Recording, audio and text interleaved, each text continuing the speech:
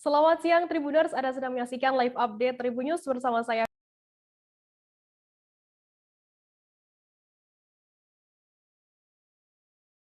reporter kami di lapangan dan inilah live update selengkapnya. Kita ke berita pertama, Saudara.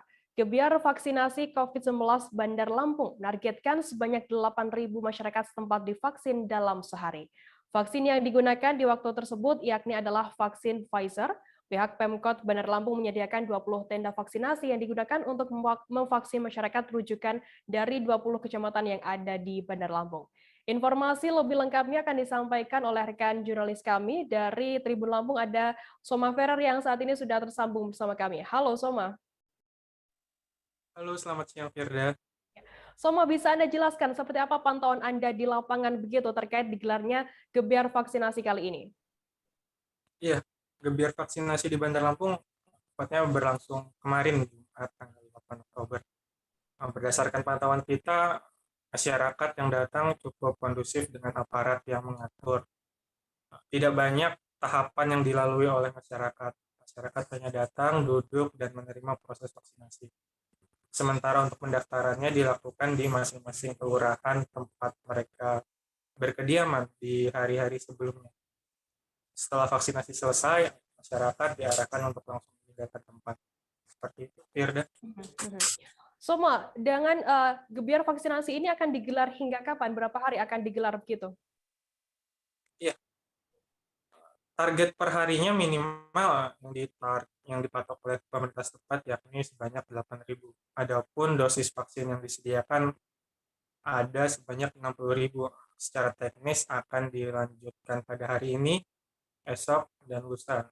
Lama waktunya tergantung dari bagaimana stok vaksinasi itu sendiri. Soma, lantas bagaimana respon dari masyarakat sendiri atas adanya gebiar vaksinasi yang digelar oleh Pemkot Bandar Lampung ini? Ya, sejauh ini masyarakat memang menyambut baik adanya gebiar vaksinasi tersebut. Di mana gebiar vaksinasi itu diketahui dilakukan dengan vaksin merek Pfizer ya, aplikasinya 95%. Itu masyarakat sangat merasa tenang dalam vaksinasi. Soma, bagaimana lantas kemudian masyarakat di Bandar Lampung sendiri bagaimana caranya agar bisa mengikuti vaksinasi di gebiar vaksinasi kali ini? Iya, gebiar vaksinasi dilaksanakan di tempat yang sama, yakni di lapangan Saburai Bandar Lampung, di mana untuk mengikuti itu sebetulnya masyarakat diharuskan untuk mendaftarkan diri melalui kelurahan setempat. Hanya dengan menunjukkan KTP dengan Kota Bandar Lampung saja. Apakah ada pesan khusus begitu dari Wali Kota Bandar Lampung sendiri terkait gebiar vaksinasi dan juga penanganan COVID-19 di Bandar Lampung sendiri? Pesan khusus dari Wali Kota maupun pemerintah setempat yakni agar masyarakat untuk dapat memaksimalkan proses gebiar vaksinasi tersebut, dan tidak lain bagaimana protokol kesehatan untuk tetap ditegakkan di aktivitas apapun masyarakat berkegiatan. Baik, terima kasih rekan jurnalis dari Tribun Lampung, Soma Ferrer atas laporannya. Selamat bertugas kembali. Kita beralih ke informasi selanjutnya, Saudara. Pasca diledakannya bom milik teroris Imam Mulyana di kawasan Gunung Ciremai pekan lalu, warga digegerkan dengan melihat sosok seekor macan tutul warna hitam di area perkebunan. Warga pun kaget lantaran baru pertama kali area perkebunan yang hanya berjarak beberapa kilometer dari permukiman warga didatangi si raja hutan tersebut. Diduga macan tutul yang dilihat warga merupakan Selamat Ramadan, macan tutul Jawa yang dilepas liarkan di Kabupaten Kuningan pada 2019 lalu. Informasi lebih lengkapnya akan disampaikan oleh rekan jurnalis kami dari Tribun Cirebon, ada Eki Yulianto yang saat ini sudah tersambung bersama kami. Halo Eki. Halo Firda. Ya. Eki, bisa Anda jelaskan bagaimana kronologi warga ini melihat secara langsung macan tutul di area perkebunan ini? Ya, jadi salah satu warga bernama Somantri telah melihat sosok seekor macan tutul ya berwarna hitam pada malam Jumat kemarin sekitar pukul 9 malam. Jadi menurut keterangan Sumantri bahwa ia mengaku sejatinya sering buat berpatroli ya atau jalan-jalan di area perkebunan ketika malam hari. Namun Sumantri kaget saat hewan peliharaan berupa anjing yang dibawanya itu menggonggong cukup keras ya. Nah, setelah ditelusuri, anjing tersebut telah melihat sosok hitam berbadan besar yang mana setelah disenter oleh Sumantri terlihat macan tutul berwarna hitam sedang berdiri di semak-semak. Nah, sontak Sumantri kaget dan macan tersebut langsung melarikan diri. Nah, tak sampai di situ, anjingnya yang dibawa Sumantri langsung mengejar dan berakhir di sebuah pohon. Macan tutul itu menaiki pohon dengan dibawanya dikawal ya oleh anjing milik Sumantri ya. Selanjutnya Sumantri akhirnya minta tolong bantuan warga yang berniat untuk menangkap macan tersebut. Tapi karena warga merasa takut dan mungkin terlalu lama juga dibiarkan di atas pohon, macan tersebut akhirnya kabur ya. Sumantri juga mengaku selain melihat ciri macan tutul yang berwarna hitam, ia pun melihat di lehernya terdapat kalung ya. Jadi Sumantri itu menduga macan dengan ciri-ciri tersebut merupakan selamat Ramadan, yaitu macan tutul Jawa yang dilepas liarkan di Kabupaten Kuningan pada 2019 lalu, atau lebih dikenal dengan sebutan si Raja Hutan Gunung Ciremai. Tidak. Lantas, apakah memang kemunculan macan tutul ini adalah buntut begitu dari ledakan bom milik teroris Imam Mulyana pada pekan lalu, Eki? Ya, menurut Sumantri, warga yang melihat langsung macan tutul di area perkebunan tersebut bahwa ia menduga ini ada hubungannya ya dengan pasca ledakan bom milik teroris Imam Mulyana ya. Sebab saat itu ledakan bomnya cukup dahsyat yang mana terdengar hingga 10 km ya jauhnya. Nah, selain itu hasil dari ledakan juga membuat titik di sekitar area ledakan mengalami longsor. Nah, itu membuat Sumantri dan warga lainnya menduga macan selamat Ramadan ini merasa terganggu ya dan mencoba mencari perlindungan yang mana akhirnya datang ke area perkebunan milik warga ya meski belum sampai ke pemukiman. Nah, sementara setelah saya mewawancarai petugas pengendali ekosistem hutan Balai Taman Nasional Gunung Ciremai bernama Robi Gumilang bahwa ia mengatakan bahwa hubungan munculnya macan selamat Ramadan dengan bom harus diteliti lebih lanjut. Pasalnya pihak TNGC tidak mengetahui keberadaan selamat Ramadan saat bom diledakkan. Nah, untuk saat ini pihak TNGC hanya menduga munculnya macan di area perkebunan dikarenakan macan sedang eksplorasi wilayah. Nah, mungkin kemungkinan lainnya macan sedang mencari air atau mencari pasangan. Beda. Eki, apa yang kemudian dilakukan oleh Balai Taman Nasional Gunung Ciremai sendiri pasca adanya laporan warga yang melihat macan tutul ini? Ya, menurut keterangan dari petugas pengendali ekosistem hutan Balai TNGC juga mengatakan bahwa pihaknya langsung menindaklanjuti ya ketika adanya laporan warga yang melihat sosok selamat Ramadan si Raja Gunung Ciremai tersebut. Nah, selain mencari jejak atau bekas kemunculan si Slamet, pihak TNGC juga memasang kamera trap atau pengintai di sekitar area yang diduga telah didatangi Slamet. Tujuan dipasangnya kamera pengintai juga untuk memonitoring kondisi Slamet saat ini. Pasalnya pada bulan lalu hasil monitoring kondisi Slamet masih dalam keadaan sehat atau baik ya. Robi juga mengatakan saat ini usia Slamet menginjak 3 tahun. Pada tahun 2019 lalu Slamet datang ke Gunung Ciremai dengan cara dilepas liarkan. Sementara di tahun yang sama Slamet didatangi dari Subang ya saat itu, yang mana saat itu Slamet membuat geger ya warga desa Sindangsari, Kecamatan Kasomalang. Nah, pihak TNGC hanya mengimbau kepada masyarakat sekitar, khususnya di lingkungan TNGC agar tidak panik ketika menemukan atau melihat seekor macan tutul. Ada kemungkinan macan tersebut bukan untuk mengganggu warga ya, melainkan hanya sekedar melintas. Tidak. Baik, Tribuners, jurnalis kami tadi, Eki, juga sudah menghimpun keterangan dari petugas pengendali ekosistem hutan Balai TNGC Robi Gumilang dan juga seorang warga bernama Sumantri. Berikut liputannya untuk Anda. Ditemukan ada macan kumang, Pak. Oh ya, jadi pada tanggal 8 Oktober pada pagi hari tadi sekitar jam 6 pagi saya menerima informasi bahwa ada warga yang pada hari kemarin malam itu tanggal 7 Oktober berarti sekitar jam 9 malam dari warga desa Dusun Malarahayu, Desa Bantar Agung, Kecamatan Sindangwangi itu menjumpai macan tutul berwarna hitam dan memiliki kalung yang diindikasi mungkin itu adalah Selamat Ramadan, yaitu macan kumbang yang pernah dulu kita introduksi di kawasan TNGC pada tahun 2019. Untuk menindaklanjuti laporan tersebut, kami tim dari Balai Taman Nasional Gunung Ciremai Seksi Wilayah 2 Majalengka melakukan penyusuran lokasi, pengumpulan keterangan dari masyarakat, dan pada saat ini kami berada di lokasi tempat macan tutul tersebut diindikasikan terlihat, dan untuk lebih memastikan keberadaan macan tutul tersebut, kami memasang kamera trap atau kamera jebak untuk mendokumentasikan keberadaan macan tutul tersebut. Sampai saat ini sudah ada berapa macan Pak di Gunung Ciremai, Pak? Untuk saat ini dari tahun 2013 sampai dengan tahun 2020 secara kamera trap itu kita baru ada 2 yang terdokumentasi. Tapi mungkin kalau secara laporan dari masyarakat dan petugas kisaran kita ada 2 sampai 4 ekor. Tapi yang baru terdokumentasi baru 2 ekor itu. Yang jantan dua-duanya, yang satu tutul kuning, yang satu tutul hitam. Yang Nama Somantri.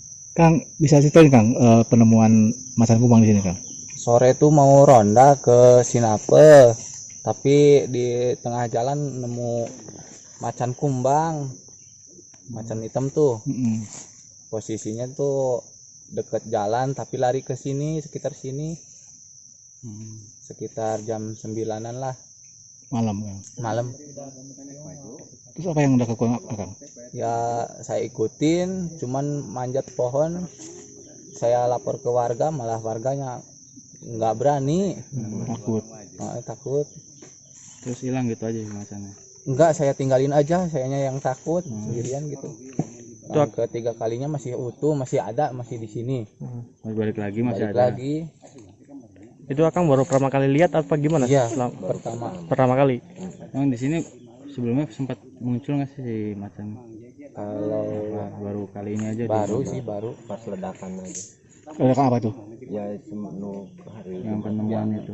Penemuan itu Berarti itu dampak dari ledakan bisa jadi ya? bisa jadi. Terganggu gitu. Terganggu ya habitatnya ya? Kita beralih ke Sulawesi Barat, Saudara. Mobil minibus Xenia yang melintas di Jalan Trans Sulawesi di Lombona, Desa Tubo Tengah, Kecamatan Tubo Sendana, Kabupaten Majene dijatuhi longsoran batu pada Jumat 8 Oktober lalu. Mobil itu ditumpangi 4 orang. Akibat kejadian tersebut, 1 orang meninggal dunia dan 3 orang mengalami luka-luka. Informasi lebih lengkapnya akan disampaikan oleh rekan jurnalis kami dari Tribun Sulbar. Ada Misbah yang saat ini sudah tersambung bersama kami. Halo Misbah. Ya, Firda, selamat siang. Misbah, bisa Anda jelaskan bagaimana kronologi mobil tersebut bisa tertimpa longsoran batu? Ya, Firda, dapat kami laporkan bahwa awal mula kejadian sebuah mobil ya tertimpa longsoran batu ini. Awalnya mobil tersebut berangkat dari Polowali Mandar menuju ke Mamuju, kemudian akan terus ke Palu karena mobil ini memang awalnya adalah mobil penumpang, dan kemudian terjadi insiden mobil ini dijatuhi longsoran batu tepatnya di Jalan Trans Sulawesi di Lombona, Desa Tubo Tengah, Kecamatan Tubo Sendana, Kabupaten Majene pada Jumat 8 Oktober 2021. Kemudian mobil ini juga ditumpangi oleh 4 orang sehingga mengakibatkan penumpangnya 1 orang meninggal, yaitu supir, dan 3 orang lainnya mengalami luka-luka. Demikian, Firda. Misbah, lantas bagaimana saat ini kondisi 3 korban begitu yang mengalami luka-luka? Ya, Firda, saat ini ketiga korban yang selamat dari insiden ini tengah dipulangkan di kediamannya yang berada di Sidrap dan juga berada di Desa Miring, Kabupaten Polewali Mandar. Kemudian berdasarkan keterangan dari Kepala Puskesmas Sendana Kabupaten Majene yang di mana keempat korban ini juga sempat dilarikan di puskesmas ini, bahwa Kepala Puskesmas mengatakan ketiga korban ini sempat mengalami trauma atas kejadian ini. Begitu, Firda. Bagaimana kemudian imbauan dari pemerintah setempat atas adanya kejadian longsoran batu ini? Iya, imbauan dari pemerintah, terutama dari kepolisian setempat, menurut Kapolsek Sendana, Ibtu Suryanto, di wilayah ini memang sedang dilakukan pengerjaan tebing di sepanjang titik di Jalan Kecamatan Tubo Sendana, Kabupaten Majene, di mana tebing ini sementara dalam pengerjaan untuk diturap untuk menghindari longsor dari tebing, sehingga di daerah ini memang rawan longsor, apalagi di musim hujan. Apalagi bebatuan dari tebing juga masih berjatuhan, bebatuan kecil dan bebatuan besar, sehingga Kapolsek Sendana ini menghimbau agar pengendara yang melintas mematuhi arahan dari pekerja maupun aparat setempat. Dan saat ini juga kepolisian sudah melakukan buka tutup jalan, memberlakukan sistem buka tutup jalan untuk mengurai kemacetan karena adanya pengerjaan di jalan ini. Begitu, Firda. Baik, terima kasih rekan jurnalis dari Tribun Sulbar Misbah atas laporannya. Selamat bertugas kembali. Tribuners, kita akan jeda sejenak. Kami masih akan menyajikan informasi menarik untuk Anda selesai ini. Tetap di Live Update. Oke, apa kabar Bang Aris di sini untuk strateginya? Kalau saya sendiri di Jumit 37 ini yang semalam baru mulai, saya udah sebenarnya aku nggak ngerasa itu penangkapan atau penggerebegan atau apapun itu, karena gini loh, posisinya aku kriteria. Jadi kita mengenal disebut dengan stroke yang tidak berdarah dengan stroke yang berdarah. Stroke yang tidak berdarah itu biasanya ditandai dengan adanya penyumbatan. Kalau itu terjadi di sini mungkin pikirnya tidak ke situ kali ya, tapi kalau di Korea atau di Kamboja itu ada beberapa paper yang saya itu Mas, ya, dulunya tukang koran. Oh gitu ya. Tukang koran. Ya, saya baca itu, Pak. Tuh kan, pernah baca kan? Ya. Jadi kalau saya jadi pangdam itu udah bersyukur banget. Si anak ini dijadikan sebagai tersangka begitu. Ya, kalau ini kita bicara yang di luar kasus Sebongombo ya. Dengan nama hujan shower, di mana terdapat batas jelas antara daerah hujan dan tidak hujan yang biasanya terjadi pada fase awal mature stage atau tahap berbahaya itu Kang. Jadi mulai artinya terjadinya perlembekan. Nah itu untuk penetrasi akan sulit. Gitu ya. Dok, saya ini menurut saya memang tidak mudah, bukan urusan tanah diambil. Kalau misalnya Amerika Serikat sekarang, Rasulullah mengatakan dalam sebuah hadis bahwa berpuasa di 6 hari Syawal itu. Oke, apa kabar Bang Aris di sini untuk strateginya? Kalau saya sendiri di Jumit 37 ini yang semalam baru mulai, saya udah sebenarnya aku nggak ngerasa itu penangkapan atau penggerebegan atau apapun itu, karena gini loh, posisinya aku kriteria. Jadi kita mengenal disebut dengan stroke yang tidak berdarah dengan stroke yang berdarah. Stroke yang tidak berdarah itu biasanya ditandai dengan adanya penyumbatan. Kalau itu terjadi di sini mungkin pikirnya tidak ke situ kali ya, tapi kalau di Korea atau di Kamboja itu ada beberapa paper yang saya itu Mas, ya, dulunya tukang koran. Oh gitu ya. Tukang koran. Ya, saya baca itu, Pak. Tuh kan, pernah baca kan? Ya. Jadi kalau saya jadi pangdam itu udah bersyukur banget. Si anak ini dijadikan sebagai tersangka begitu. Ya, kalau ini kita bicara yang di luar kasus Sebongombo ya. Dengan nama hujan shower, di mana terdapat batas jelas antara daerah hujan dan tidak hujan yang biasanya terjadi pada fase awal mature stage. Terima kasih Anda masih bersama kami di Live Update. Kita beralih ke informasi selanjutnya, Saudara. Pendapatan daerah Kabupaten Jember, Jawa Timur pada perubahan APBD tahun 2021 diproyeksikan mengalami penurunan sebesar 34,39 miliar rupiah dibandingkan APBD awal tahun 2021. Hal ini disampaikan oleh Wakil Bupati Jember, MD Firyaun Barlaman, ketika membacakan pidato pengantar Nota Keuangan Perubahan Anggaran Pendapatan Belanja Daerah Kabupaten Jember tahun 2021 pada Jumat 8 Oktober 2021. Informasi lebih lengkapnya akan disampaikan oleh rekan jurnalis kami dari surya.co.id, ada Sri Wahyuni, yang saat ini sudah tersambung sama kami. Halo Sri. Ya, halo Firda, selamat siang dan juga Tribuners. Sri, bisa Anda jelaskan berapa penurunan pendapatan daerah kali ini? Ya, Firda dan juga Tribuners, memang di perubahan di rancangan perubahan APBD tahun 2021 ini untuk di Kabupaten Jember ada penurunan sebesar 34,39 miliar ya. Jadi memang ini dibandingkan di awal pembahasan APBD itu ada penurunan sebesar itu. Jika di awal itu pendapatan daerah itu sebesar 3,70 triliun, ini akhirnya karena turun sebesar 34,39 miliar menjadi 3,67 triliun. Dan ini pembahasan ini saat ini sedang digodok oleh pihak eksekutif pemerintah Kabupaten Jember dan juga legislatif DPRD Kabupaten Jember. Begitu, Firda.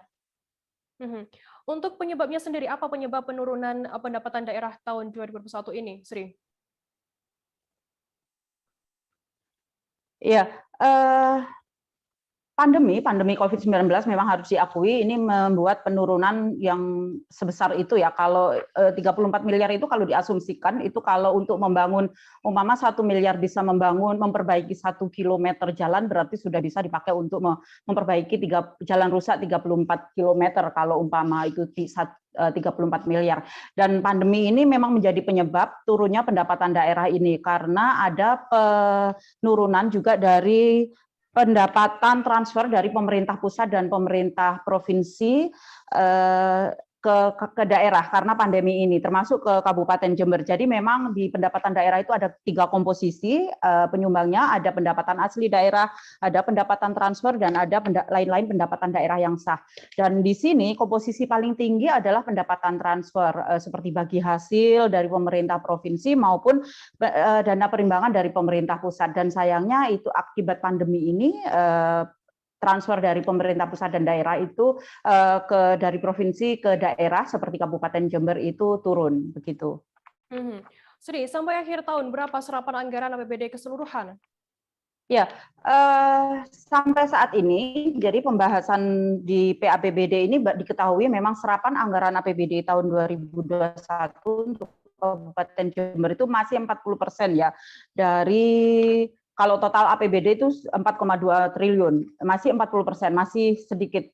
Ini sudah mengingat sudah hampir akhir tahun, dan pemerintah Kabupaten Jember ini menargetkan sampai akhir tahun nanti serapan anggaran dari total anggaran 4,2 triliun itu bisa terserap di angka 80, realistis di angka 80%, meskipun mengharapkan bisa sampai di angka 90%, dan itu akhirnya membuat pemerintah daerah itu melalui organisasi perangkat daerah itu menggenjot untuk penyerapan anggaran ini, seperti dipakai untuk belanja modal maupun belanja sejumlah alokasi proyek yang sudah dialokasikan dari awal, dan juga fokus tetap di refocusing anggaran, seperti juga untuk dana hibah dan juga penanganan pandemi COVID-19 di akhir tahun sampai Desember 2021. Baik, Tribuners, jurnalis kami tadi juga sudah menghimpun keterangan dari Sekda Jember, Mirvano, dan berikut liputannya untuk Anda. Ya, tadi sudah disebutkan pada saat Kabupaten Kota, ya, yang pertama kita lakukan rasionalisasi. Ada anggaran transfer yang kurang, kemudian PAD ada penambahan sedikit. Kalau dari totalnya ada pengurangan sekitar 39 miliar, 0,09% dari total APBD awal. Pandemi ini memang berdampak terhadap pengurangan itu ya, Pak Ber? Iyalah, iya jelas. Jadi untuk penanganan pandemi, kalau dulu ada di BTT, sekarang kita alihkan ke setiap OPD. Jadi di BPBD, Dinas Kesehatan, ada di Snaker, ya, kita juga belum tahu kebijakan lebih lanjut terkait dengan penanganan pekerja migran Indonesia. Ya, karena pintunya kan dari, kalau dulu tuh pintunya Juanda tuh masih dimasukkan sebagai penerimaan PMI, tapi sekarang kan ditutup. Jadi pintunya ada di Soekarno-Hatta. Sehingga ini kita udah hampir 1 bulan tidak lagi menerima PMI. Ya. Pemerintah Tanah Tidung menggelar acara tradisi suku Tidung, yakni acara tolak bala di Desa Tideng Pale, Kecamatan Sesaya pada Rabu 6 Oktober lalu. Kegiatan tersebut dihadiri dan dibuka langsung oleh Wakil Bupati Tanah Tidung, Hendrik. Acara tolak bala ini dilaksanakan pada bulan Safar, yakni bulan kedua pada kalender Hijriah. Di acara tersebut, Hendrik mengajak masyarakat Tanah Tidung untuk melakukan doa tolak bala dengan harapan dapat terhindar dari segala bahaya. Informasi lebih lengkapnya akan disampaikan oleh rekan jurnalis kami dari Tribun Kaltara, ada Risnawati yang saat ini sudah tersambung bersama kami. Halo Risna. Halo Firda.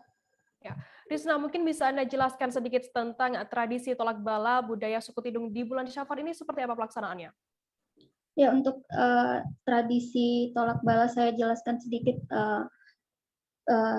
tentang tolak bala ini. Tradisi tolak bala merupakan tradisi dari generasi ke generasi suku Tidung setiap bulan Safar atau bulan kedua dalam kalender Hijriah, Firda. Kemudian juga menurut tradisi suku Tidung, tolak bala ini dilaksanakan pada Rabu awal bulan Safar dan Rabu akhir bulan Safar.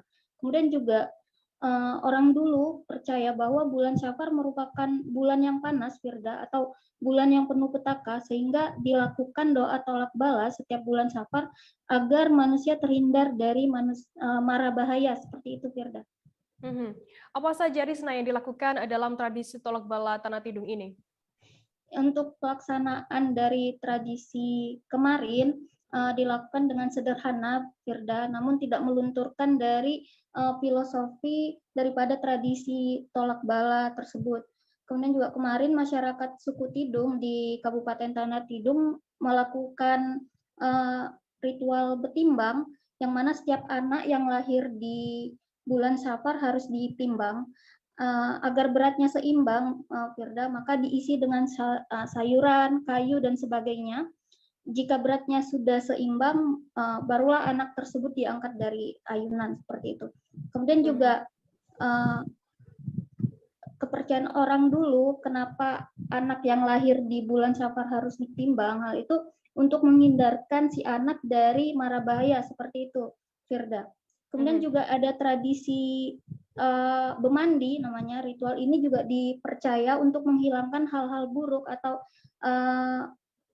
untuk membersihkan diri dari mara bahaya, seperti itu. Kemudian juga dalam tradisi ini juga kebiasaan masyarakat suku Tidung membawa kue-kue zaman dulu, Firda, untuk kemudian dibagi atau ditukar atau saling bertukar kue, kemudian dibawa pulang kembali, seperti itu.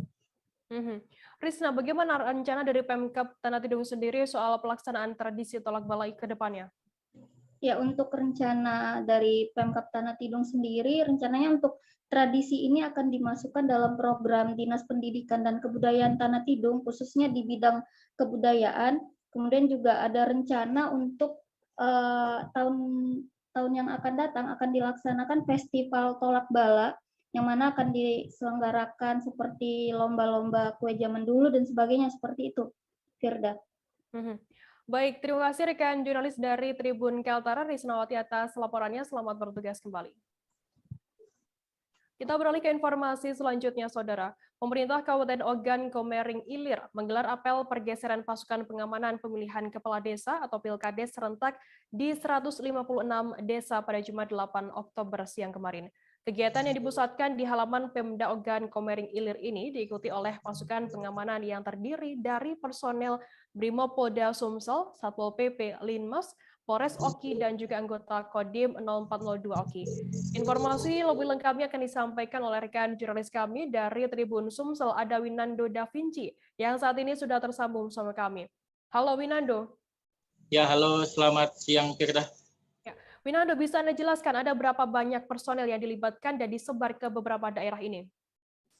Oke, Firda, dari wawancara yang saya lakukan terhadap Kapolres Ogan Komering Ilir AKBP Dilianto bahwa pasukan gabungan yang diterjunkan untuk melakukan pengamanan Pilkades serentak di 156 desa, yakni terdapat 530 personil dari Polres Oki dibantu dengan 83 anggota dari TNI Kodim 0402 Oki dan 30 personil atau 1 SSK dari Brimopolda Sumsel dan puluhan anggota dari Satpol PP maupun Linmas yang ada di Kabupaten Oki. Firda.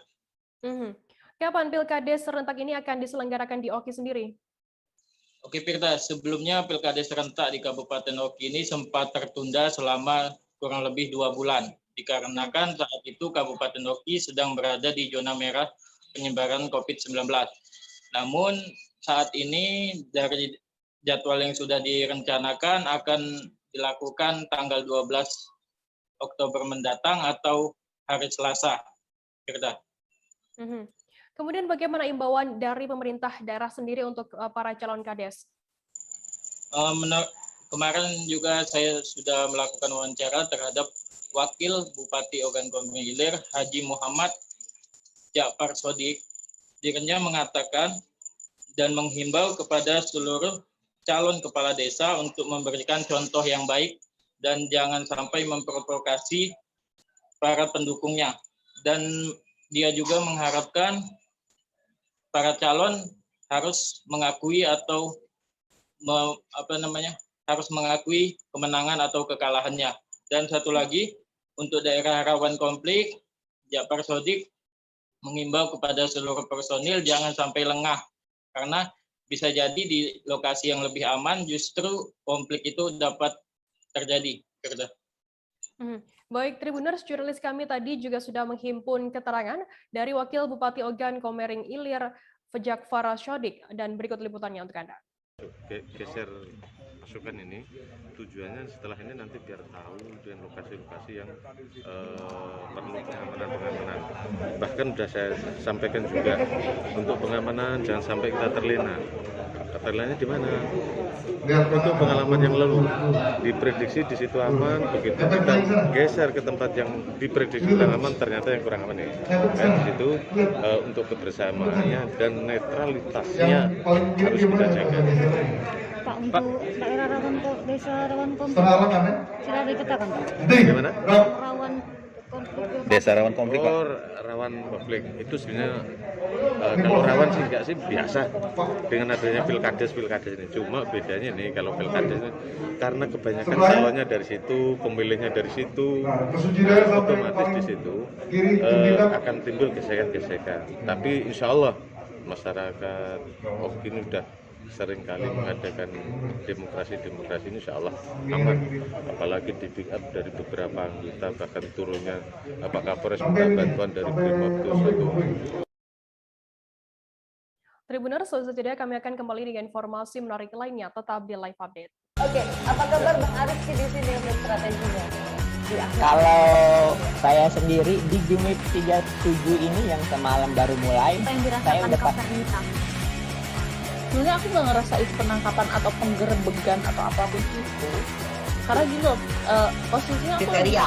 Jadi kita mengenal disebut dengan stroke yang tidak berdarah dengan stroke yang berdarah. Stroke yang tidak berdarah itu biasanya ditandai dengan adanya penyumbatan. Kalau itu terjadi di sini mungkin pikirnya tidak ke situ kali ya, tapi kalau di Korea atau di Kamboja itu ada beberapa paper yang saya itu Mas, ya, dulunya tukang koran. Oh gitu ya. Tukang koran. Ya, saya baca itu Pak. Tuh kan pernah baca kan? Ya. Jadi kalau saya jadi pangdam itu udah bersyukur banget. Si anak ini dijadikan sebagai tersangka begitu. Ya, kalau ini kita bicara yang di luar kasus Bongombo ya. Dengan hujan shower, di mana terdapat batas jelas antara daerah hujan dan tidak hujan yang biasanya terjadi pada fase awal mature stage atau tahap berbahaya itu Kang. Jadi mulai artinya terjadinya perlembekan. Nah itu untuk penetrasi akan sulit. Gitu ya. Dok, saya ini menurut saya memang tidak mudah. Bukan urusan tanah diambil. Kalau misalnya Amerika Serikat sekarang Rasulullah mengatakan dalam sebuah hadis bahwa berpuasa di 6 hari Syawal itu. Oke, apa kabar Bang Ariski di sini untuk strateginya? Kalau saya sendiri di Jumit 37 ini yang semalam baru mulai, saya udah sebenarnya aku nggak ngerasa itu penangkapan atau penggerebegan atau apapun itu, karena gini loh, posisinya aku kriteria. Jadi kita mengenal disebut dengan stroke yang tidak berdarah dengan stroke yang berdarah. Stroke yang tidak berdarah itu biasanya ditandai dengan adanya penyumbatan. Kalau itu terjadi di sini mungkin pikirnya tidak ke situ kali ya, tapi kalau di Korea atau di Kamboja itu ada beberapa paper yang saya itu mas ya dulunya tukang koran. Oh gitu ya, Tukang koran ya, saya baca itu Pak. tuh kan pernah baca kan. Jadi kalau saya jadi pangdam itu udah bersyukur banget. Si anak ini dijadikan sebagai tersangka begitu. Ya, kalau ini kita bicara yang di luar kasus Bongombo ya. Dikenal dengan nama hujan shower, di mana terdapat batas jelas antara daerah hujan dan tidak hujan yang biasanya terjadi pada fase awal mature stage atau tahap berbahaya dewasa. itu Kang. Jadi mulai artinya terjadinya perlembekan. Nah itu untuk penetrasi akan sulit begitu ya. Dok, saya ini menurut saya memang tidak mudah, bukan urusan tanah diambil. Kalau misalnya Amerika Serikat sekarang, Rasulullah mengatakan dalam sebuah hadis bahwa berpuasa di 6 hari Syawal itu. Oke, apa kabar Bang Ariski di sini untuk strateginya? Kalau saya sendiri di Jumit 37 ini yang semalam baru mulai, saya udah sebenarnya aku nggak ngerasa itu penangkapan atau penggerebegan atau apapun itu, karena gini loh, posisinya aku kriteria. Jadi kita mengenal disebut dengan stroke yang tidak berdarah dengan stroke yang berdarah. Stroke yang tidak berdarah itu biasanya ditandai dengan adanya penyumbatan. Kalau itu terjadi di sini mungkin pikirnya tidak ke situ kali ya, tapi kalau di Korea atau di Kamboja itu ada beberapa paper yang saya itu mas ya dulunya tukang koran. Oh gitu ya, Tukang koran ya, saya baca itu Pak. tuh kan pernah baca kan. Jadi kalau saya jadi pangdam itu udah bersyukur banget. Si anak ini dijadikan sebagai tersangka begitu. Ya, kalau ini kita bicara yang di luar kasus Bongombo ya. Dikenal dengan nama hujan shower, di mana terdapat batas jelas antara daerah hujan dan tidak hujan yang biasanya terjadi pada fase awal mature stage atau tahap berbahaya dewasa. itu Kang. Jadi mulai artinya terjadinya perlembekan. Nah itu untuk penetrasi akan sulit begitu ya. Dok, saya ini menurut saya memang tidak mudah, bukan urusan tanah diambil. Kalau misalnya Amerika Serikat sekarang, Rasulullah mengatakan dalam sebuah hadis bahwa berpuasa di 6 hari Syawal itu. Oke, apa kabar Bang? Terima kasih Anda masih bersama kami di Live Update. Kita beralih ke informasi selanjutnya, Saudara. Satreskrim Polres Mamasa, Sulawesi Barat tengah menangani kasus kriminal yang melibatkan saudara kandung, yakni pelaku berinisial JP 45 tahun dan YB 34 tahun, warga desa Masupu, Kecamatan Tabang. Pelaku dan korban merupakan saudara kandung yang bertikai karena batas lahan. Kasatreskrim Polres Mamasa Ibtu Dedi Yulianto mengatakan pertikaian tersebut terjadi bermula saat pelaku baru saja kembali dari kebunnya pada Rabu 6 Oktober lalu.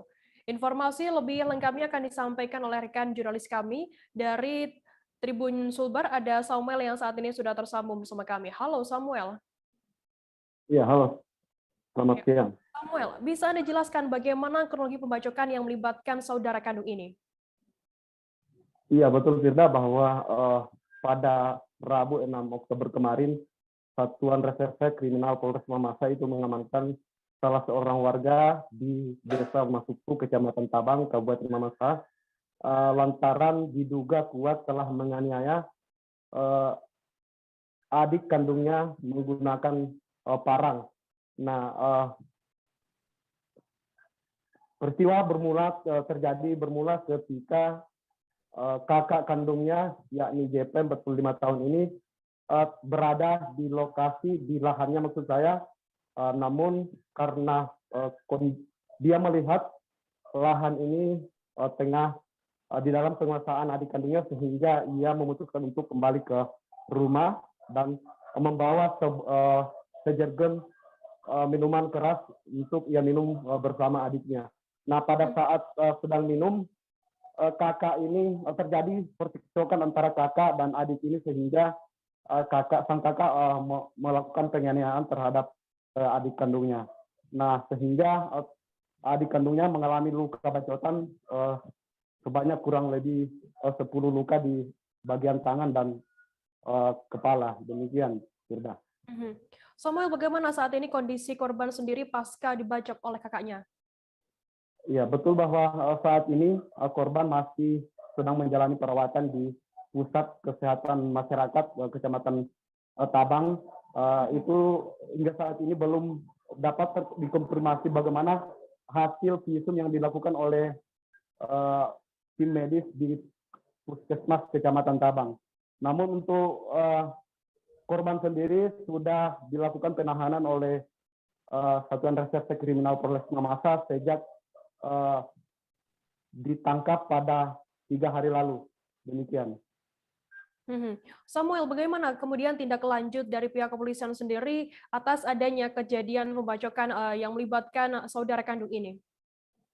Iya, betul bahwa saat ini pihak penyidik masih memeriksa sejumlah saksi untuk dimintai keterangan terkait kejadian ini, dan berdasarkan hasil wawancara kami tadi bahwa saat ini pihak kepolisian masih menunggu hasil visum dari Puskesmas Tabang untuk kemudian dijadikan sebagai alat-alat bukti untuk proses penanganan kasus ini. Begitu, Firda. Baik, terima kasih rekan jurnalis Samuel dari Tribun Sulber atas laporannya. Selamat bertugas kembali. Kita beralih ke informasi selanjutnya, Saudara. Bupati Penajam Pasir Utara atau PPU Abdul Ghafur Masud memberikan komentarnya mengenai terpilihnya Wali Kota Samarinda Andi Harun sebagai Ketua Umum Asosiasi Pemerintah Daerah Kepulauan dan Pesisir Seluruh Indonesia atau Aspeksindo. Bupati yang kerap disapa AGM itu mengucapkan selamat dan harapannya kepada Andi Harun dalam kepemimpinannya sebagai Ketua Umum Aspeksindo menggantikan dirinya tersebut. Informasi lebih lengkapnya akan disampaikan oleh rekan jurnalis kami dari Tribun Kaltim, ada Hanifan Ma'ruf yang saat ini sudah tersambung bersama kami. Halo Hanifan. Iya, Firda. Ya. Hanifan, bisa Anda jelaskan bagaimana terpilihnya Wali Kota Samarinda Andi Harun ini sebagai Ketua Aspeksindo? Ya, Wali Kota Samarinda Andi Harun terpilih menjadi Ketua Umum Asosiasi Pemerintah.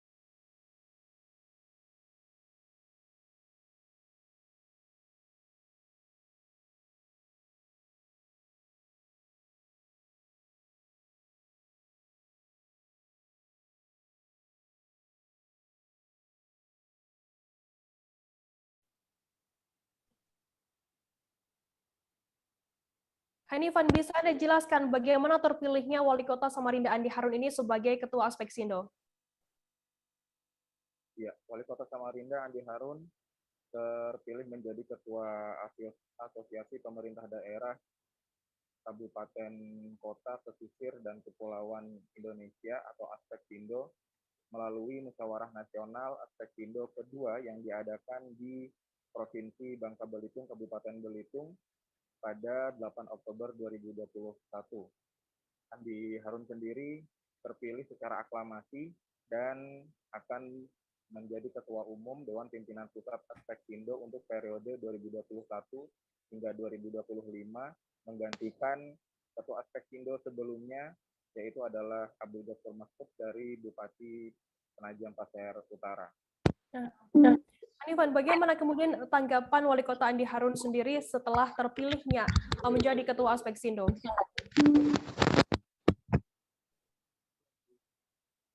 Halo, rekan Hanifan. Andi Harun sendiri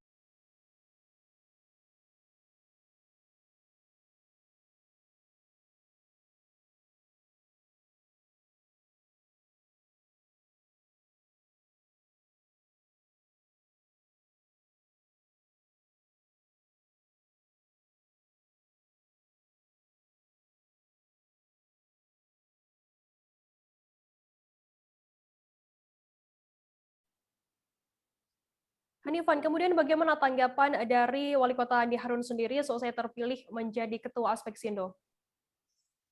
Ya, Andi Harun sendiri memberikan tanggapan atas terpilihnya dirinya untuk menjadi Ketua Umum Aspeksindo di periode 2021 hingga 2025 ini, yang mengatakan bahwa daerah pesisir dan kepulauan Indonesia memiliki banyak sekali potensi yang bisa ditingkatkan untuk kemajuan bangsa Indonesia, dan dirinya berharap dengan kepemimpinannya dalam 4 tahun ke depan di Aspeksindo bisa meningkatkan manfaat yang ada dari potensi-potensi daerah kepulauan dan juga pesisir yang ada di Indonesia untuk kemajuan Indonesia.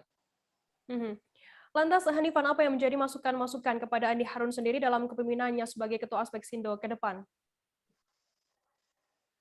Ya, salah satu masukan datang dari Ketua Umum Aspeksindo sebelumnya, yaitu Bupati PPU Abdul Ghafur Mas'ud, yang memberi masukan kepada Ketua baru Aspeksindo, yaitu Wali Kota Samarinda, untuk semakin bisa memanfaatkan potensi-potensi daerah pesisir dan kepulauan. Selain itu juga bisa memberikan masukan kepada pemerintah pusat untuk bisa memberdayakan daerah-daerah luar Indonesia, terutama daerah-daerah pesisir, agar bisa semakin memberi kontribusi kepada kemajuan Republik Indonesia ini.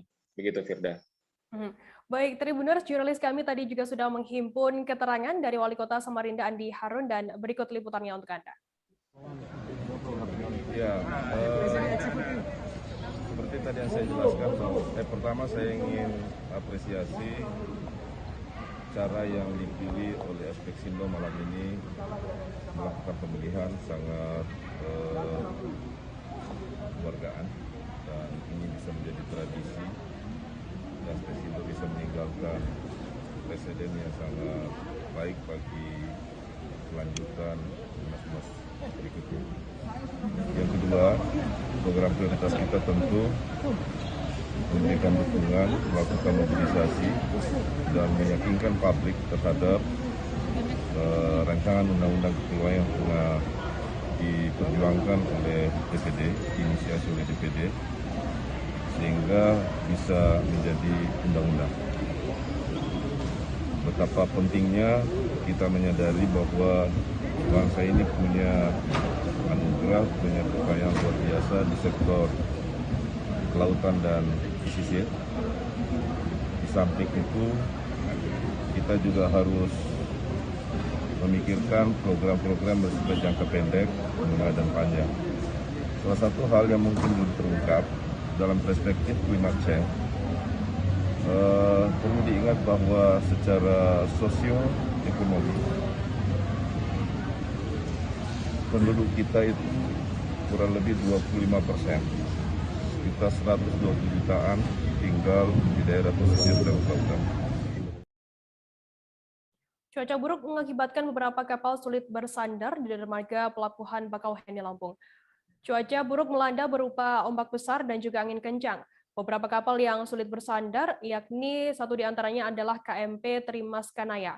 Kapal ini sempat berputar 3 kali untuk bisa bersandar di dermaga. Butuh waktu sekitar 1 jam lebih hingga akhirnya bisa bersandar. Informasi lebih lengkapnya akan disampaikan oleh rekan jurnalis kami dari Tribun Lampung. Ada Dominius Desmantri yang saat ini sudah tersambung bersama kami. Halo, Domi. Halo, rekan Firda. Ya. Domi, bisa Anda jelaskan bagaimana cuaca buruk yang melanda di pelabuhan dari pantauan Anda di lapangan? Oke, baik. Beberapa hari ini, bahkan sudah sempat seminggu, cuaca ekstrim melanda di Lampung, khususnya di Pelabuhan Bakauheni. Cuaca ekstrim tersebut ombak besar dan juga angin kencang. Dan menurut pantauan saya kemarin di Pelabuhan Bakauheni, beberapa kapal sulit untuk bersandar di dermaga karena ombak besar dan juga angin kencang yang membuat mereka susah untuk menepi. Nah, pantauan saya kemarin di lapangan, KMP Trimas Kanaya itu sempat kesulitan untuk bersandar sebanyak 3 kali sebelum akhirnya ia bisa bersandar di dermaga. Butuh waktu sekitar 1 jam lebih untuk dapat bersandar di dermaga itu karena ombak yang cukup tinggi begitu. Domi, cuaca buruk ini apakah memang baru saja terjadi ataukah memang sudah terjadi beberapa hari di sana? Dan bagaimana prediksi cuaca beberapa hari ke depan? Oke, baik. Cuaca ekstrim yang ada di beberapa wilayah di Lampung, khususnya di Lampung Selatan, sudah terjadi sekitar seminggu yang lalu, dan pihak BMKG pun sudah menghimbau kepada masyarakat, khususnya bagi nelayan dan juga moda transportasi laut untuk berhati-hati dan mewaspadai cuaca ekstrim tersebut. Beliau juga memberitahu bahwa cuaca ekstrim ini akan berlangsung mungkin 1-2 hari ke depan. Begitu. Domi, adakah upaya atau tindakan antisipasi dari pihak pelabuhan sendiri terkait adanya cuaca buruk di sana? Baik. Dari pihak Bakauheni sendiri, mereka mengimbau kepada masyarakat untuk lebih berhati-hati saat berpergian menggunakan moda transportasi laut, dan juga mereka telah mengimbau dan juga memberikan pengarahan gitu kepada nelayan-nelayan yang berada di sekitarnya juga untuk lebih mewaspadai cuaca ekstrim ini. Baik, terima kasih rekan jurnalis dari Tribun Lampung, Dominius Desmantri atas laporannya. Selamat bertugas kembali. Tribuners, kita akan jeda sejenak, tetap di live update. Oke, apa kabar Bang Ariski di sini untuk strateginya? Kalau saya sendiri di Jumit 37 ini yang semalam baru mulai, saya udah sebenarnya aku nggak ngerasa itu penangkapan atau penggerebegan atau apapun itu. Karena gitu, posisinya aku kriteria. Jadi kita mengenal disebut dengan stroke yang tidak berdarah dengan stroke yang berdarah. Stroke yang tidak berdarah itu biasanya ditandai dengan adanya penyumbatan. Kalau itu terjadi di sini mungkin pikirnya tidak ke situ kali ya. Tapi kalau di Korea atau di Kamboja itu ada beberapa paper yang saya itu Mas, ya, dulunya tukang koran. Oh gitu ya. Tukang koran. Ya, saya baca itu Pak. Tuh kan pernah baca kan? Ya. Jadi kalau saya jadi Pangdam itu udah bersyukur banget. Si anak ini dijadikan sebagai tersangka begitu.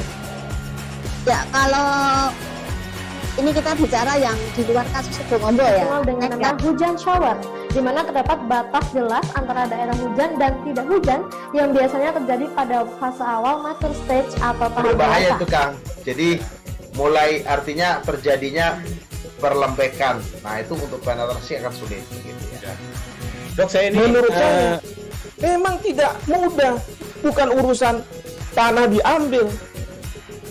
Kalau misalnya Amerika Serikat sekarang, Rasulullah mengatakan dalam sebuah hadis bahwa berpuasa di 6 hari Syawal itu.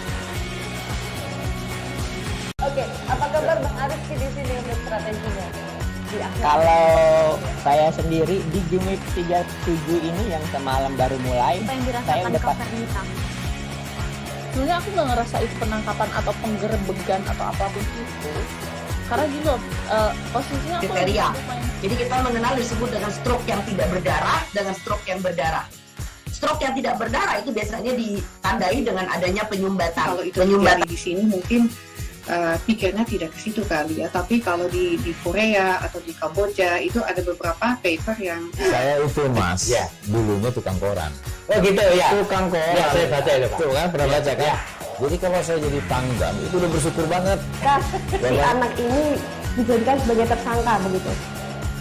Ya, kalau ini kita bicara yang di luar kasus Situbondo ya. Dengan nama hujan shower, di mana terdapat batas jelas antara daerah hujan dan tidak hujan yang biasanya terjadi pada fase awal mature stage atau tahap berbahaya itu Kang. Jadi mulai artinya terjadinya perlembekan. Nah itu untuk penetrasi akan sulit. Gitu ya. Dok, saya ini menurut saya memang tidak mudah, bukan urusan tanah diambil.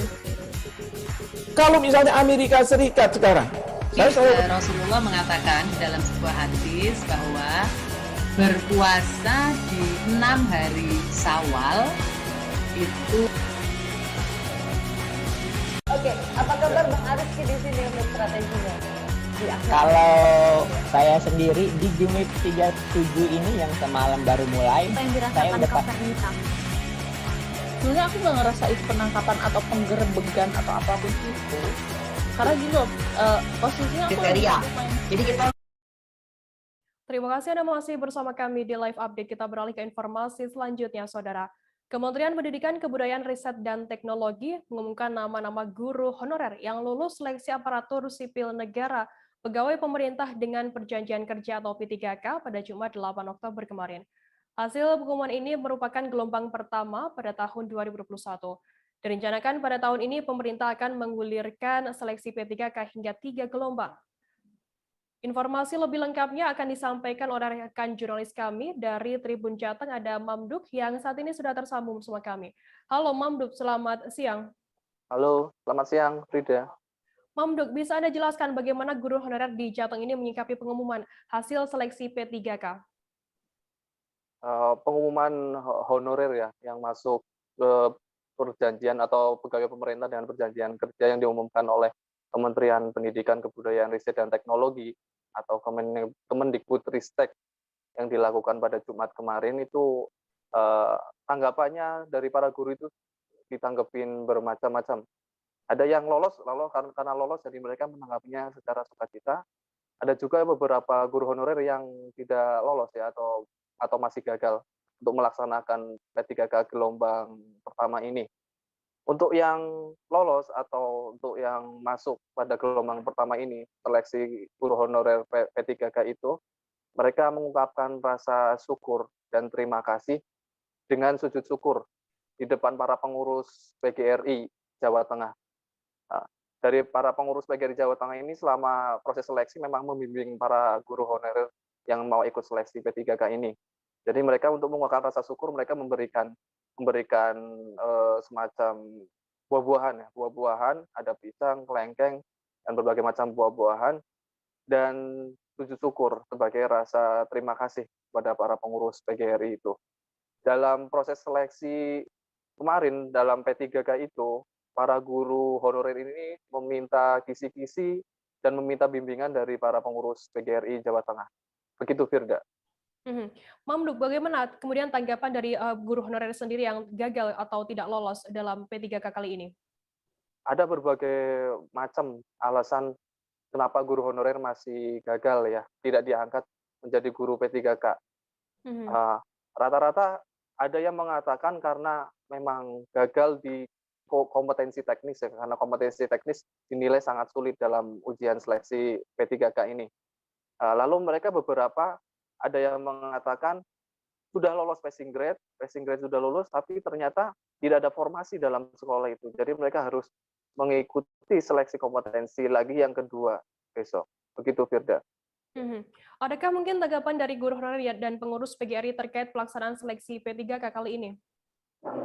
Pengurus PGRI meminta ada evaluasi atau perbaikan dalam seleksi kompetensi P3 mendatang ya, atau yang kedua dan ketiga yang direncanakan diselenggarakan tahun 2021 ini. Juga tahun 2022 juga rencananya pemerintah atau Kemendikbudristek akan mengadakan seleksi honorer P3K ini juga ya, akan dilaksanakan kembali. Para pengurus PGRI ini meminta ada evaluasi terkait pelaksanaan teknis serta penilaian atau afirmasi ya, ada penghargaan untuk guru-guru honorer yang sudah mengabdi lama atau yang sudah berusia senja 50 tahun ke atas misalnya. Dalam seleksi tahun ini, beberapa guru honorer merasakan lega ya, karena ada tambahan afirmasi dari pemerintah pusat. Taman afirmasi di mana guru honorer usia 50 tahun ke atas diberikan afirmasi dengan memberikan tambahan passing grade ya. Passing grade 100%, artinya passing grade-nya atau nilai ambang batasnya adalah 0. Dan sedangkan yang di usia 50 tahun ke bawah guru honorer diberikan tambahan afirmasi 10% untuk passing grade atau nilai ambang batas. Begitu, Firda. Baik, Tribuners, jurnalis kami tadi juga sudah menghimpun keterangan dari Ketua PGRI Jawa Tengah Muhdi dan juga guru honorer SDN Sendang Sari Purworejo yang juga Ketua Umum DPP Forum Honorer Non-Kategori Indonesia R. Sutopo Yuwono. Dan berikut liputannya untuk Anda. Nah, dengan adanya ini kami sekarang yang tadinya mendapat mungkin penghasilan ada yang 700, 500 ribu, bahkan beberapa ada yang 300 ribu, sekarang yang sudah lolos bisa memperoleh kesejahteraan setara golongan 9A, 11 ya. 11 kalau PNS 3A dengan gaji yang justru malah lebih banyak daripada PNS, kami lebih tinggi sebetulnya. Nah, oleh karena itu kami sangat bersyukur atas kebijakan Bapak Mendikbud, Bapak Dirjen Pendidikan yang selalu mendampingi, bahkan memotivasi kami, dan juga Bapak Mendikbud, juga Bapak Presiden Joko Widodo. Saat ini kami hari yang besar, dan khususnya hari ini terima kasih juga kepada Pak Cahyokumolo yang sudah menentukan Permen PAN-RB penggunaan ambang batas kelulusan, sehingga juga banyak tertolong honorer baik itu yang usia di bawah usia 50 maupun di bawah 50 tahun. Alhamdulillah, dan terima kasih ya kepada pemerintah di mana mereka akhirnya juga bersedia untuk menunjukkan rasa sayang, rasa menurut saya penghargaan kepada teman-teman guru honorer dengan yang semula sudah menetapkan penghargaan melalui afirmasi atau keringanan passing grade itu bisa ditinjau. Waktu itu sudah mau pengumuman ditunda, dan lalu penundaan itu tidak sia-sia, keluarlah kebijakan yang memberikan sebut saja kalau bahasa saya kemudahan mengenalkan ya passing grade untuk usia di atas 50 tahun dan menambah atau mengurangi passing grade 10% itu, yang akhirnya menaikkan dari sekitar 90 ribuan menjadi 150. Kita beralih ke informasi selanjutnya, Saudara. Limbah masker medis yang jumlahnya setiap hari meningkat membuat kumpulan mahasiswa Teknik Lingkungan dan Teknik Sipil Unmas Denpasar mengolahnya menjadi salah satu bahan bangunan, yakni beton. Kegiatan pengolahan limbah masker yang dijadikan bahan campuran beton ini dinamakan COVID Concrete atau disingkat dengan Concrete 19. Informasi lebih lengkapnya akan disampaikan oleh rekan jurnalis kami dari Tribun Bali. Ada Wahyuni Sari yang saat ini sudah tersambung bersama kami. Halo Sari. Ya, halo Firda. Sari, bisa Anda jelaskan apa alasan mahasiswa ini mencampurkan limbah masker medis untuk campuran beton begitu? Ya, baik. Jadi ketika tadi saya mengunjungi laboratorium tempat pembuatan beton tersebut, saya bertemu dengan Imade Wahyu Wijaya selaku Ketua Tim Peneliti COVID Concrete yang menceritakan bagaimana mulanya tercetus ide pencampuran serat masker untuk sebagai bahan campuran adonan untuk beton. Nah, awalnya pihaknya melihat ada peningkatan sampah masker selama pandemi ini, terutama masker medis yang dihasilkan dari kegiatan domestik atau rumah tangga. Lalu kebetulan pada bulan April terdapat semacam kompetisi pendanaan penelitian dari BNPB atau Badan Nasional Penanggulangan Bencana, dan BNPB tersebut memberikan kesempatan untuk penelitian di bidang kesehatan, salah satunya di bidang kesehatan, pihaknya mengambil tema penanggulangan sampah medis. Nah, dari sana pihaknya melihat ternyata sampah medis dapat dihasilkan dari kegiatan domestik atau rumah tangga karena digunakan hampir setiap hari, salah satunya yakni masker medis. Setelah melihat banyaknya sampah medis yang dihasilkan oleh rumah tangga, ia dan kumpulan mahasiswa teknik tersebut melakukan survei penggunaan masker medis. Dan didapatkan penggunaan masker medis oleh rumah tangga dalam waktu 1 hari berjumlah 1 hingga 3 masker untuk 1 orang. Nah, lebih parahnya lagi, setelah digunakan, masker tersebut langsung dibuang, dijadikan satu di sampah rumah tangga tanpa ada pemilihan. Oleh karena itu, daripada mencemari lingkungan karena tidak bisa didaur ulang secara alami, pihaknya menemukan ide untuk penanggulangan limbah masker medis ini dengan solidifikasi atau dibentuk dengan dipadatkan, Firda. Sari, lantas bagaimana untuk proses pembuatannya sendiri begitu? Ya, kalau untuk proses pembuatannya sendiri, masker-masker yang sudah dikumpulkan dari rumah tangga tersebut dikumpulkan di dalam suatu wadah, nantinya akan disterilkan dengan cara dicampurkan desinfektan. Nah, setelah itu nantinya masker-masker tersebut akan melalui proses penghancuran di mana nantinya yang dicari adalah serat-seratnya saja. Nah, setelah serat-seratnya semua terkumpul, nantinya adonan serat tersebut akan dijadikan satu dengan semen, pasir untuk pembuatan beton tersebut. Nah, setelah sudah tercampur jadi satu berbentuk seperti adonan beton, akan dicetak di cetakan yang berbentuk lonjong panjang. Sari, lantas bagaimana? Apakah beton ini sudah diuji begitu untuk penggunaannya? Ya, untuk beton yang menggunakan bahan campur limbah masker ini sementara masih dalam tahap penelitian, Firda. Jadi akan diuji kualitas beton ini. Jika kedepannya terpenuhi syarat bahwa beton ini bisa dikomersilkan, mungkin akan ditindaklanjuti. Sementara itu beton yang sudah dihasilkan itu sebanyak 36 dan nantinya 36 beton ini akan diuji dengan beberapa variasi pencampuran serat masker dari 0 sampai 0,75%. Jadi ada 0% tanpa serat masker, ada yang menggunakan serat masker sejumlah 0,125, ada yang menggunakan serat masker sebanyak 0,25 hingga 0,375% untuk campuran maskernya. Nah, jadi semuanya itu akan diuji kualitas mana yang paling bagus. Nah, nantinya setelah hasil pengujian tersebut keluar dan bisa untuk dikomersilkan, tentu ke depannya pihaknya akan mengkomersilkan beton-beton tersebut. Jadi sebelumnya masker-masker yang digunakan oleh Universitas Mahasaraswati Denpasar itu masker-masker yang berasal dari rumah tangga saja ya, Firda, atau dari perkantoran, bukan dari rumah sakit atau klinik. Itu saja, Firda.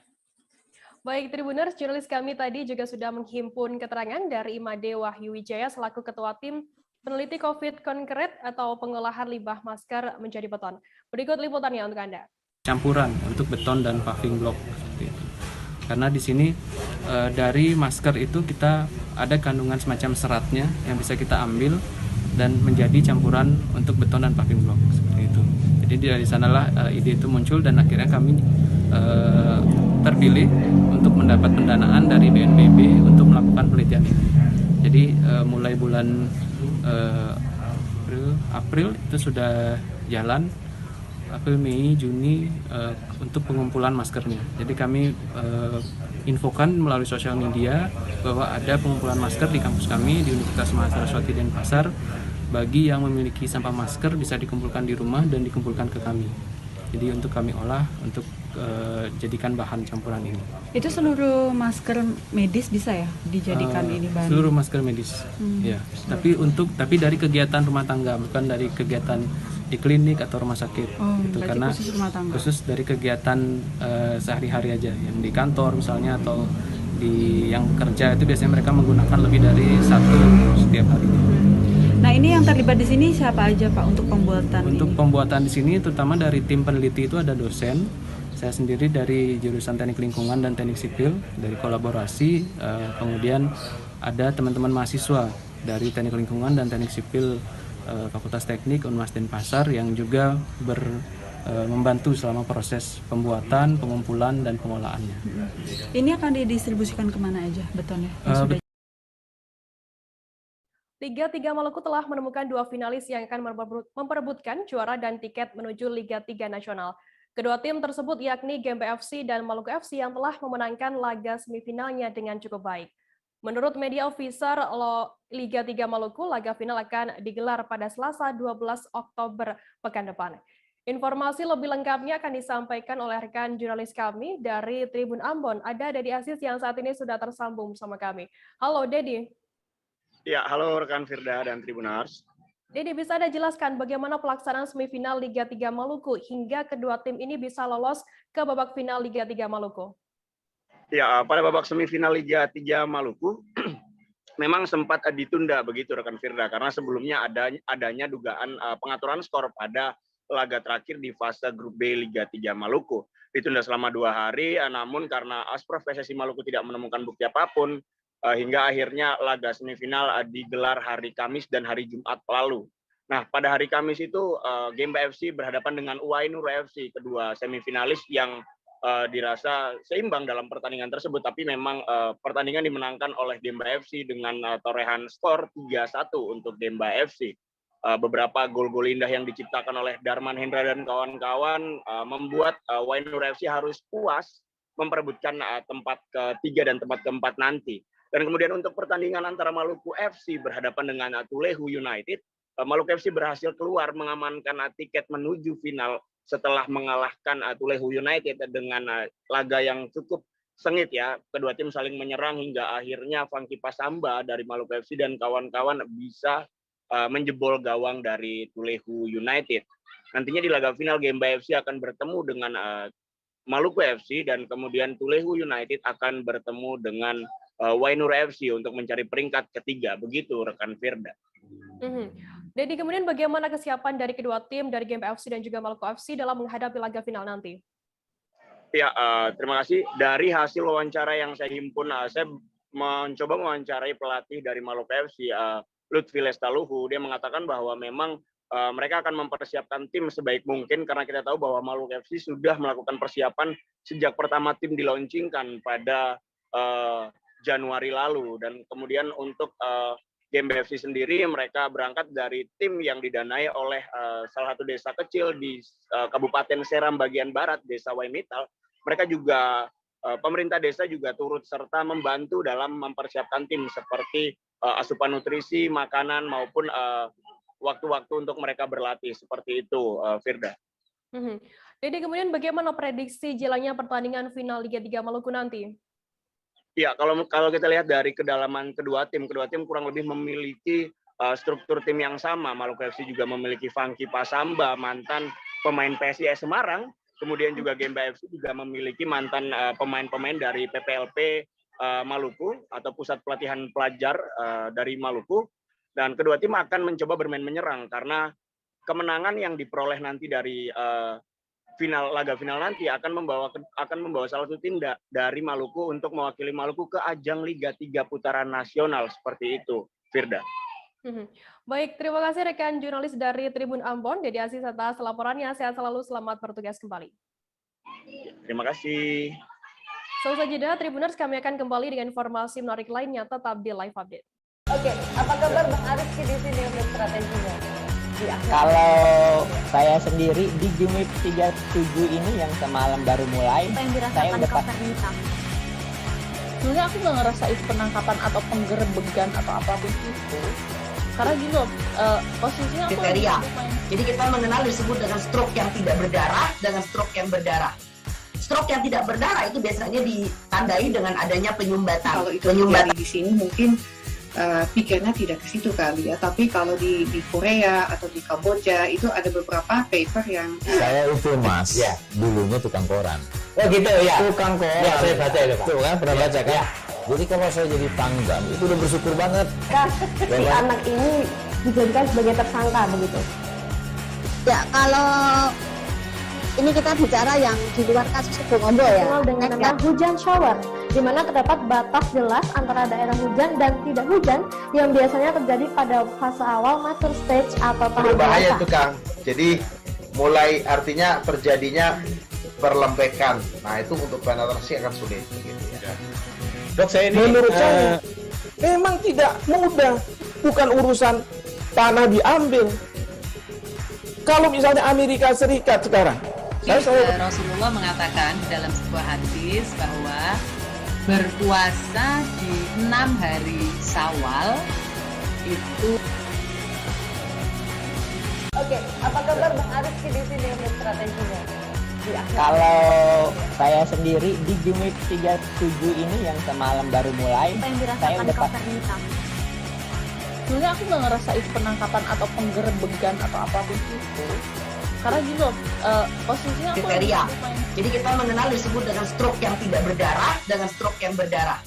Stroke yang tidak berdarah itu biasanya ditandai dengan adanya penyumbatan. Kalau itu terjadi di sini mungkin pikirnya tidak ke situ kali ya, tapi kalau di Korea atau di Kamboja itu ada beberapa paper yang saya itu mas, ya, dulunya tukang koran. Oh gitu ya, tukang koran. Ya, saya baca itu Pak. Tuh kan, pernah baca kan? Ya. Jadi kalau saya jadi Pangdam itu udah bersyukur banget. Si anak ini dijadikan sebagai tersangka begitu. Ya, kalau ini kita bicara yang di luar kasus Situbondo ya. Dikenal dengan nama hujan shower, di mana terdapat batas jelas antara daerah hujan dan orang tuh tanya. Terima kasih Anda masih bersama kami di Live Update. Kita beralih ke informasi selanjutnya, Saudara. Tim penyidik Kejaksaan Negeri Aceh Besar telah menetapkan 3 orang sebagai tersangka atas dugaan kasus korupsi pembangunan JT Kuala Krueng, Long, Aceh Besar pada tahun 2019.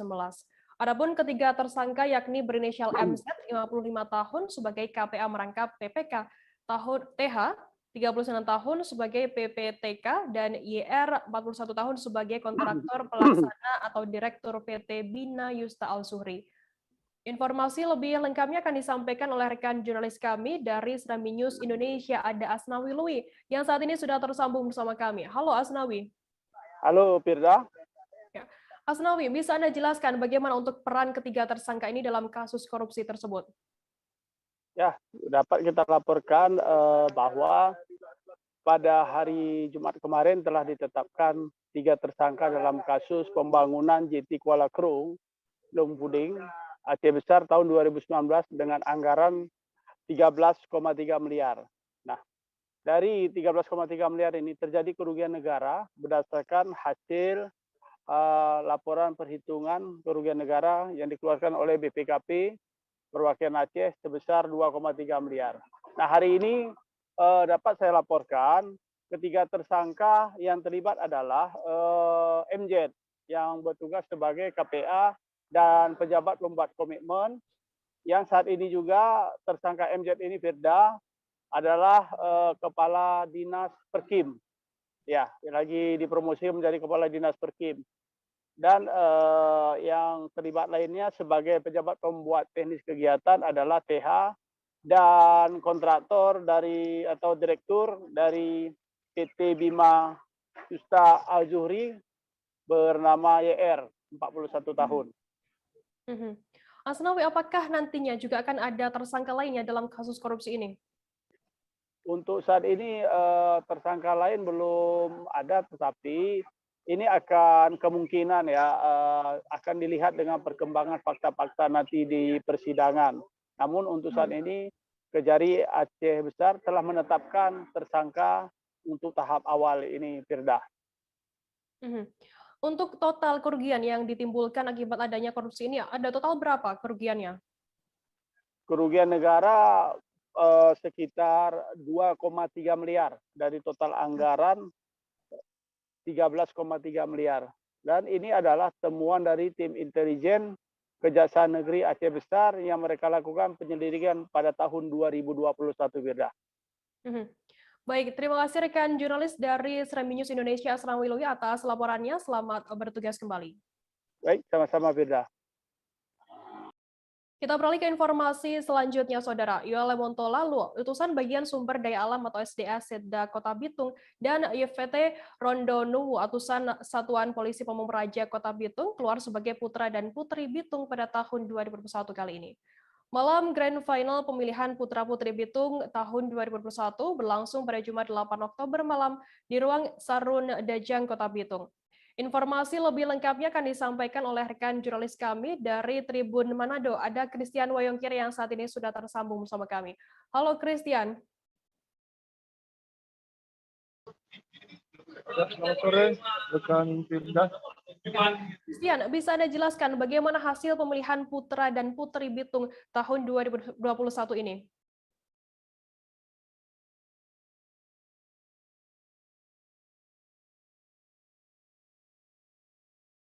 Halo rekan Christian.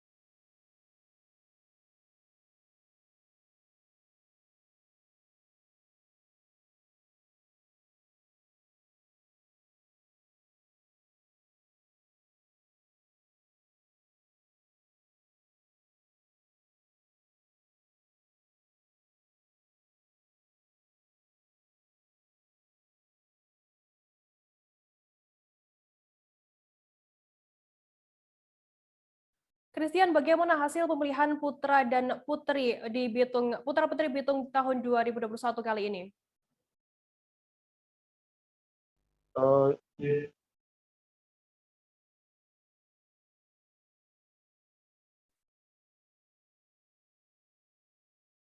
Halo rekan Christian.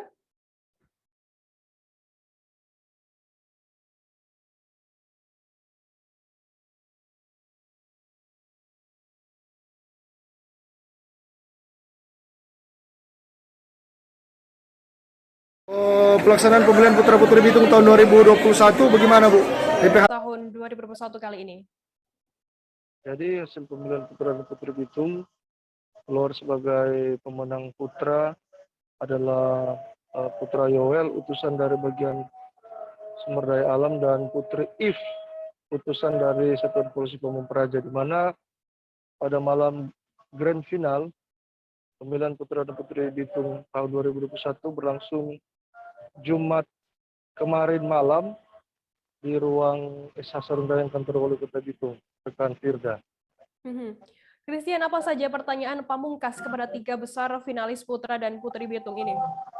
Kepada 3 besar finalis putri, mendapat pertanyaan pamungkas dari juri kehormatan Bapak Wali Kota Bitung Insinyur Morris Mantiri MM, di mana dia menanyakan tentang seberapa penting dan bermanfaatnya vaksinasi yang dilakukan oleh pemerintah saat ini. Karena menurut Morris Mantiri, Wali Kota Bitung, pertimbangan pemberlakuan pembatasan kegiatan masyarakat akan dilihat dari jumlah masyarakat yang tervaksin atau yang belum tervaksin. Setelah sebelumnya penilaiannya dari ketersediaan tempat tidur yang ada di rumah sakit maupun angka kasus COVID-19. Kemudian pertanyaan pamungkas kepada 3 besar putri Bitung disampaikan oleh juri kehormatan Wakil Wali Kota Bitung Bapak Hengki Honandar, di mana Wakil Wali Kota Bitung menanyakan terkait dengan literasi digital, di mana Kota Bitung ini sedang melaksanakan atau menggenjot visinya, yaitu menjadikan Bitung sebagai kota digital. Rekan Firda. Kemudian bagaimana untuk tanggapan dari panitia dan pemerintah terhadap gelaran putra dan putri Bitung tahun ini? Menurut Ketua Panitia Pelaksana, pemilihan putra dan putri Bitung kali ini berlangsung terbatas, di mana sejumlah kegiatan seperti malam talent show dan babak grand final, malam grand final itu diselenggarakan secara virtual atau dipancarkan melalui laman media sosial milik pemerintah Kota Bitung, dan yang hadir dalam lokasi pelaksanaan malam grand final hanya terbatas, hanya beberapa orang saja, rekan Firda. Baik, Tribuners, jurnalis kami tadi juga sudah menghimpun keterangan dari Erlina MA Tinangon, Ketua Panitia Pelaksana Pemilihan Putra dan Putri Bitung tahun 2021. Dan berikut liputannya untuk Anda. Pelaksanaan pemilihan putra-putri Bitung tahun 2021 bagaimana, Bu? DP hasil seperti apa? Hasilnya sudah berjalan dengan baik, dan pada malam hari ini di saat grand final telah terpilih 3 pasang putra-putri Bitung, di mana putra yang meraih putra Bitung adalah Yoel Montolalu, wakil 1 Deva Kumus, dan wakil 2 Jonathan Boyo. Dan untuk putri Bitung tahun 2021 adalah Yvette Rononuwo, wakil 1 Mutiara Gagato, dan untuk wakil 2 Risi Warta. Dan DP tahapan sendiri berapa peserta dan untuk peserta pada awalnya sekitar 54 peserta. Setelah melalui tahap seleksi sampai pada dipilih 13 pasang. Jadi jumlah 26 orang. Dan semuanya itu pada malam hari ini mulai pada tanggal 4 Oktober, mulai dengan menerima materi, selanjutnya ada interview, photoshoot, dan pada malam hari ini adalah puncak dari kegiatan pemilihan putra-putri Bitung tahun 2021. Dan diharapkan para peserta Bitung bisa bertugas bisa menjadi kota pariwisata di Kota Bitung. Tribuners, informasi tadi sekaligus menutup perjumpaan kita dalam live update kali ini. Jangan lupa Tribuners saksikan terus live update di seluruh kanal YouTube dan Facebook Tribun Network. Masih di tengah pandemi, Tribuners, kami terus mengingatkan Anda untuk selalu menerapkan protokol kesehatan dimanapun Anda berada. Saya, Fidanana, wakili kru yang bertugas, pamit undur diri. Terima kasih dan sampai jumpa. Jangan lupa like, subscribe, dan share ya!